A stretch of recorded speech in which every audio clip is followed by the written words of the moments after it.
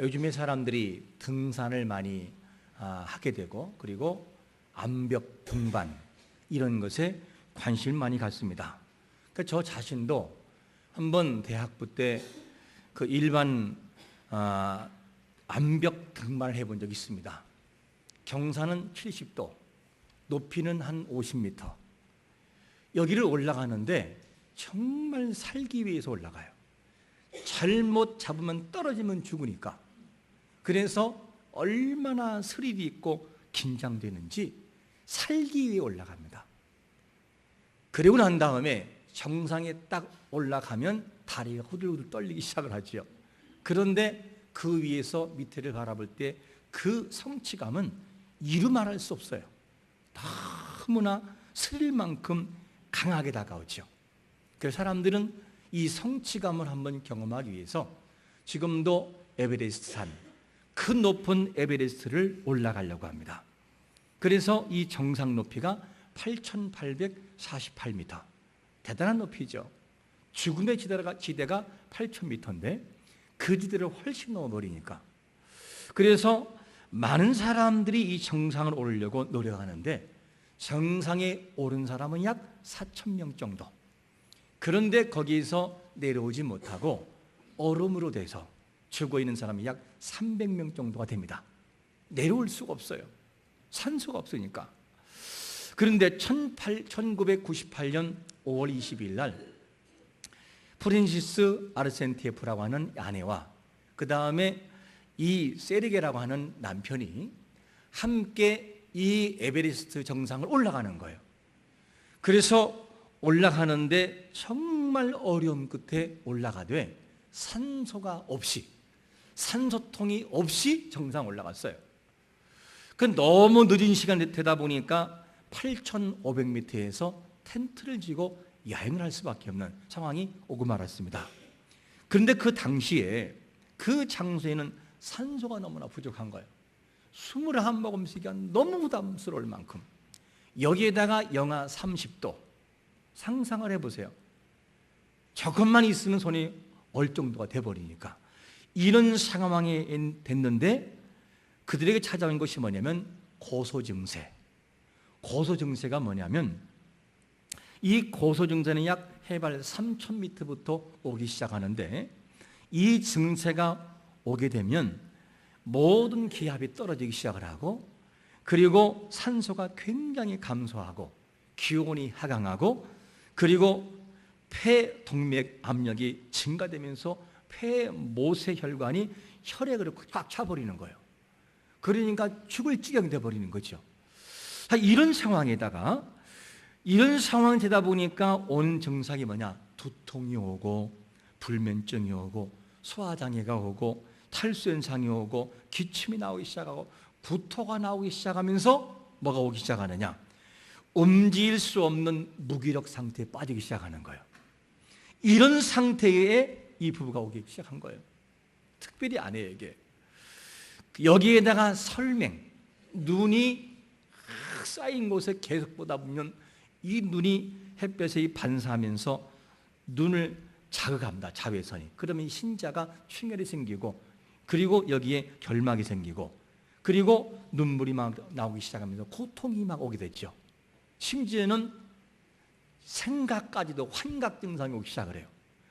이들에게 이것이 오기 시작한 거예요. 그래서 걸어가다가 각자 부부가 다른 길로 걸어가는 거예요. 한참 정신을 차리고 보니 그제서 정신 차리고 보니 아내가 없는 거예요. 그래서 남편은 세르게는 설마 아내가 이 베이스 캠프 내려갔겠지. 그리고 내려왔는데 아내가 없는 거예요. 다시 산소통을 모아가지고 정상에 또 다시 올라가는 거예요. 올라가다가 거의 와서 아내를 구하다가 이 세르게 남편은 거기서 추락해서 사망해 버렸어요. 그리고 아내 역시 산소가 부족해서 사망해 버렸어요. 그리고 9년 뒤에 올라가 버리면 꽁꽁 얼은 상태로 그대로 있는 거죠. 이런 일들이 벌어져요. 그런데 높은 산에 오른다고 사람들이 다 이렇게 결명이나 고산증에 있어 죽는 건 아니에요. 사람에게는 어떤 능력이 있냐? 적응력이 있습니다. 그래서 어떤 상황이 되면 이 고산증에 적응하는 적응력이 되려면 11일 정도가 되면 80%를 적응하고 6주가 되면 95%를 적응합니다. 이것이 사람의 에너지고 적응력이죠. 여러분, 우리가 에베레스트 산보다 더 위험한 이 세상 속에서 믿음을 가지고 세상을 정복하는 것을 감사하게 생각하시기를 축원합니다. 너무 감사한 거예요. 수없이 포기하고 넘어질 수 있었는데도 하나님은 그 순간순간 우리를 넘어가게 만들었어요. 또 이기게 만들었죠. 그게 은혜가 아닐 수가 없습니다. 이것을 바울은 뭐라고 하느냐? 나의 나된 것은 하나님의 은혜로라, 이렇게 고백하는 거죠. 모든 것이 은혜죠. 오늘 본문에 나오는 이 시인도 하나님의 도우심이 아니면 안 된다라고 고백하고 있어요. 이 시인이 고백하는 내용의 94편에는 어떤 배경이 있냐면, 시인은 악인 때문에 너무 가슴이 아팠어요. 악인들이 판을 치고 악인들이 정말로 막 사람들을 죽이고 사람들을 괴롭히고 오만하고 짓거리고 주의 백성 과부를 죽이고 나그네를 죽이고 그 아이들을 죽였어요. 이름에도 불구하고 하나님이 침묵하고 있을 때 너무 가슴을 치며 한탄하는 신이 나와요. 이런 상황에 있을 때 넘어질 뻔하였으나 그 가운데 그가 일어섰던 이유가 뭐냐면, 누구 때문이라고 고백하냐면 여호와의 도우심을 통해서 나는 일어났다, 이렇게 표현하고 있죠. 오늘 17절 말씀 보니까 뭐라고 말씀하냐면, 여호와께서 내게 도움되지 아니하셨다면 내 영혼이 벌써 어디에요? 침묵 속에 잠겼으리로다. 완전한 침묵 속에, 죽음 속에 임하고 말았을 거라는 거예요. 이거를 고백합니다. 그런데 사람이 얼마나 나약한 존재냐면, 어떤 사람의 약한 부분을 알고 말 한마디로 탁 찌르면 그 인생이 무너지기 시작을 해요. 말 한마디에 무너져 버려요. 그런가 하면 아무리 연약한 인생이라 할지라도 그 사람에게 약한 부분을 강화시키면 그 사람은 일어서기 시작을 해요. 이게 사람의 강함과 약함인 거죠. 그렇기 때문에 이 인생은 반드시 여호와의 도우심을 통해서만 일어설 수 있다는 거예요. 시인은 이것을 오늘 본문에서 고백하고 있습니다.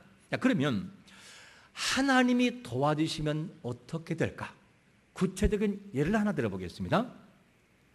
열왕기하 18장과 19장을 보면 누가 나오냐게 되면, 유다 왕 아스의 아들 히스기야가 왕이 됐을 때에 이 히스기야는 참 하나님 앞에 정직하게 하려고 노력했던 사람이었어요.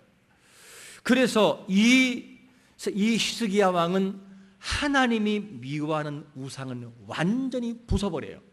심지어는 사람들이 모세가 만든 놋뱀을 가지고 우상화가 돼가지고 그걸 섬기고 있는 거예요. 그것조차 완전히 부숴버렸어요. 그래서 그는 하나님과 동행하면서 하나님을 신뢰하면서 어디를 가든지 하나님이 그를 도왔다라고 성경 우리에게 말씀하고 있습니다. 이게 히스기야의 모습이었어요. 그런데 그러던 중에 타락한 북이스라엘이 이제 제3년에 아수르 왕 살만 에셀로 인해서 함락돼 버리는 거죠.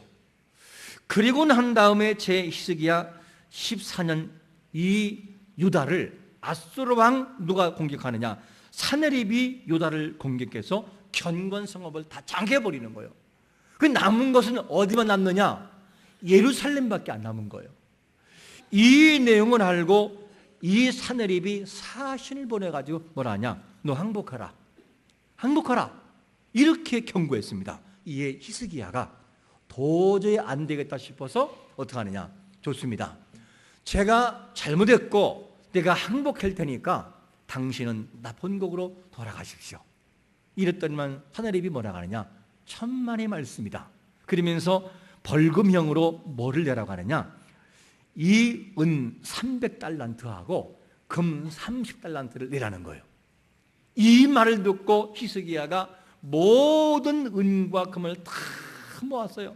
심지어는 기둥에 입힌 금까지 줘버렸어요. 그러면 돌아가면 좋을 텐데 사네립이 돌아가질 않아요. 그러면서 뭐라고 하느냐? 회유 정책. 회유가 뭐죠? 사람을 말로 얘기해가지고 설득시켜서 굴복시키는 거죠. 이렇게 회유 정책을 써가지고 너희들은 백성들과 이 군사들은 히스기야 말을 듣지 말아라. 히스기야가 하나님을 의지하면 된다고 했지만 절대 안 된다. 너희들이 만약에 나와 싸울 만한 사람이 있다면 내가 말 2천 마리를 주겠다. 싸워봐라 하면서 백성들을 우롱하고 여호와의 이름을 욕되게 만들었어요. 이 말을 들었던 히스기야가 너무 가슴이 아파가지고 성전에 들어가서 이 베옷을 두르고 그리고 성전에 있는 사람들 전부 다가 베옷을 입힌 다음에 하나님의 사람 이사야에게 보냈어요. 그러면서 부탁한 내용이 뭐냐면 남아있는 사람들을 위하여 기도해 주십시오. 남아있는 사람들을 위해서 당신께서 하나님께 기도해 주시길 바랍니다. 그러면서 간절히 부탁합니다. 이렇게 해결할 수 없는 문제가 있을 때 히스기야가 성전에 나가서 기도하죠. 기도했던 하나님이 어떻게 응답하느냐? 열왕기하 19장 20절에 보니까 이렇게 말씀합니다. 시작. 아모스의 아들 이사야가 히스기야에게 보내 이르되 이스라엘 하나님 여호와의 말씀이 내가 아스루 왕 사네립 때문에 내게 기도하는 것을 내가 들었노라 하셨나이다. 히스기야가 너무너무 절망적이고 도무지 안 되는 불가능 상황에서 성전에 올라가 기도할 때 누가 들었다고요?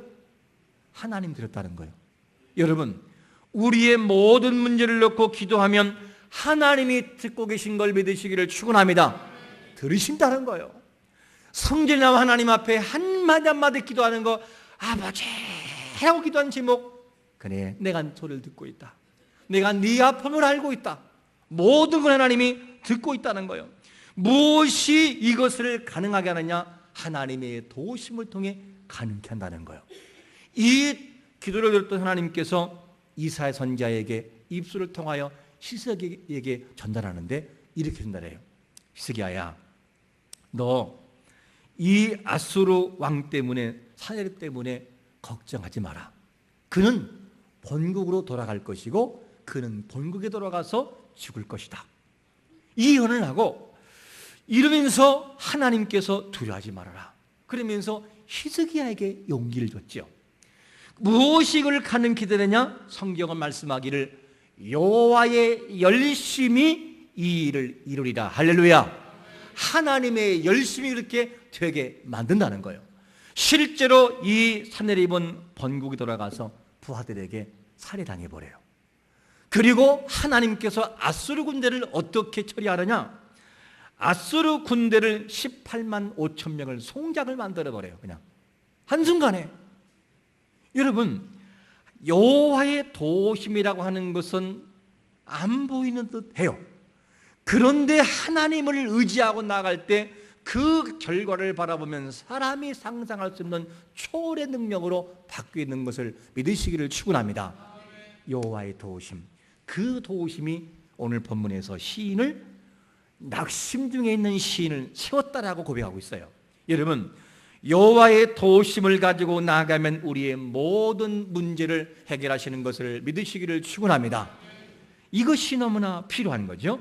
그래서 절망적인 순간에 있을 때 여호와의 도우심을 통해 침묵을 깨고 그는 여호와 앞에 나왔다는 거예요. 이거를 고백하는데, 그러면 이 절망 가운데 있을 때 그 당시의 시인이 어느 정도의 실망감이었느냐? 성경은 말하기를 나의 발이 미끄러질 정도라고. 나의 발이 미끄러질 정도. 이 말을 다른 말로 말하면 무슨 말이냐면 이제는 더 이상 도저히 버틸 수가 없다고. 이제는 더 이상은 내게 버틸 만한 힘이 나에게 없다. 포기. 이게 바로 미끄러질 정도예요. 우리에게도 이런 상태가 와요. 다 끝났다. 더 이상은 희망이 없어. 이것이 본문 속에 나오는 시인의 절망 상태의 모습이었습니다.